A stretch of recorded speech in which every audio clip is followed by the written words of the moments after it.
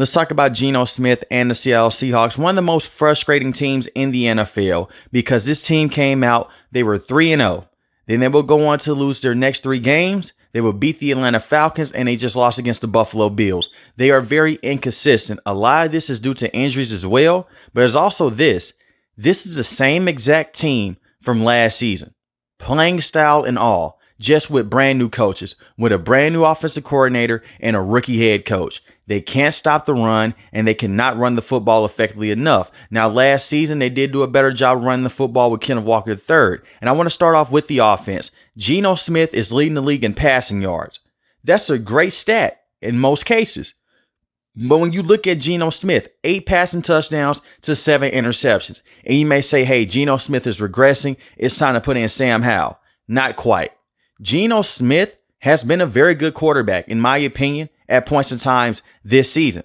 When they defeated the New England Patriots, he was the reason why they won that football game. Against the Denver Broncos, he made a lot of sweet throws. Yes, he threw interceptions in that game as well. Part of the reason to why this team is going out there and they're behind the 8 ball is because of the play calling, because of Ryan Grubb, the brand new offensive coordinator. Now, this is a man that coached in college last season, so this is his first introduction to the NFL of when it comes to going out there and calling plays. And I do not like the scheme at all. They rely too much on Geno Smith. On average, he's throwing the football over 40 times in a game. That's not winning football in today's NFL.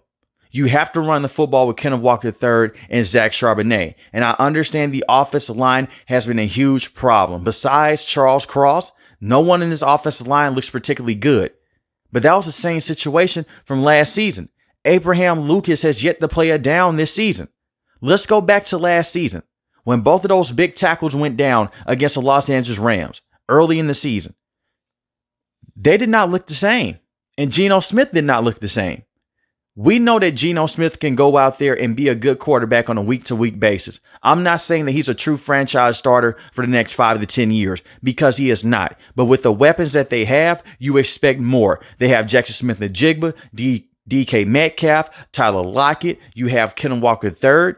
And I'm having a lot of concerns with Kenneth Walker III as well, because he's missed a lot of time. He missed time last season dealing with injury, and he's missed some time this season as well dealing with injury. I don't know if he can carry majority of the workload as a bell cow running back in the NFL on a week-to-week basis.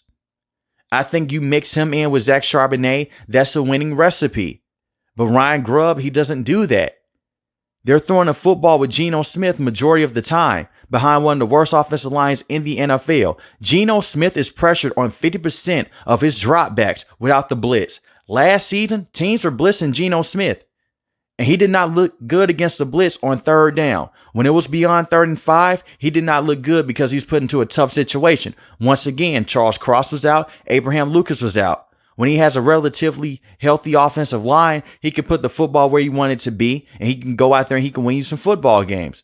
But this offense, they're dealing with injuries at the offensive line position right now, and it sucks. The play calling is not good. They need to run this offense more so through Zach Charbonnet and Kenneth Walker III than Geno Smith.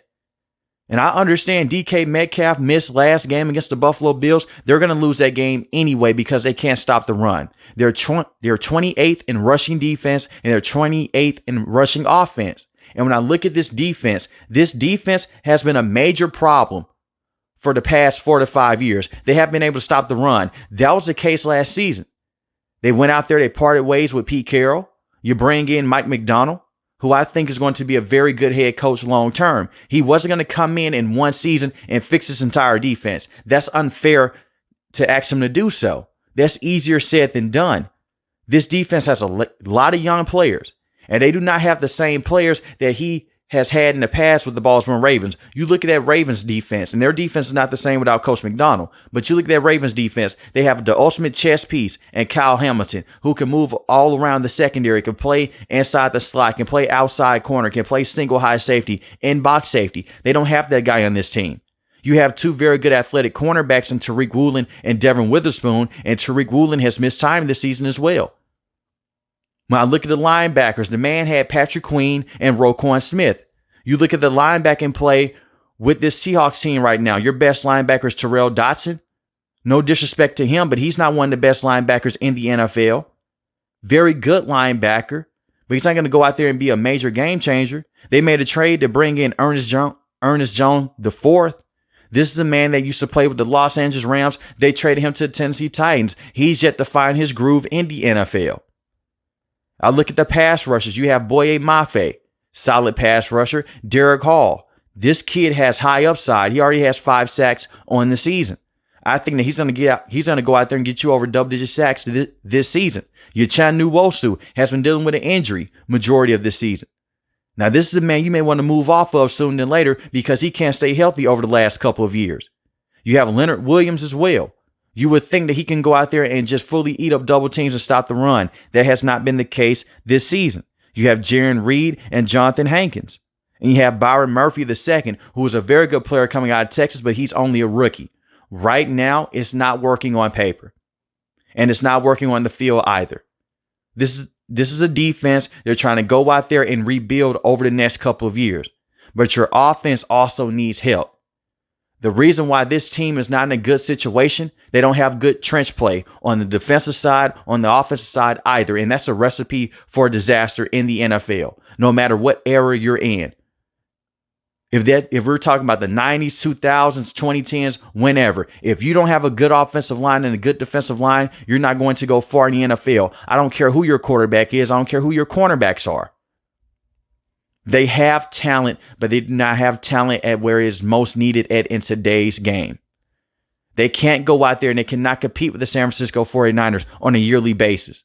Kyle Shanahan has come in. He's bullied this team around since he's become the head coach for the San Francisco 49ers. They got swept by the Los Angeles Rams last season. Part of that is because the offensive line was dealing with an injury. You also look at it from this situation as well. They had a field goal that was blocked by the New York Giants, and the Giants won that game. Geno Smith got sacked 7 times in that game. Did they make halftime adjustments? No. They continued to let Geno Smith drop back and throw the football. When you look at the right tackle situation with this team, it's abysmal. You have Michael Jarrell playing at right tackle. That's their 4th-string tackle. It's the reason why he's a 4th-string tackle in the NFL. Anthony Bradford is not a good right guard. Laken Tomlinson is not a good left guard. You have Connor Williams at center, and you have Charles Cross at left tackle. That's it. Abraham Lucas is now able to practice, but he's not able to play just yet. He's not ready to play a full game. And I'll also say you need to go out there and get an insurance policy. This is the 2nd year in a row he's dealing with the same knee injury that he was dealing with last season. You may need to move off of him or just get a tackle behind him just in case he goes down. They had to bring in Jason Peters last season. Jason Peters is a very old man at this stage of his career. He's not going to be the same tackle, and he was starting games last season for the Seattle Seahawks.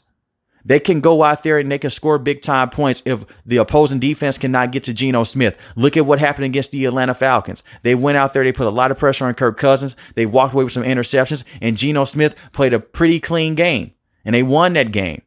They have weapons, but they don't have the trench play.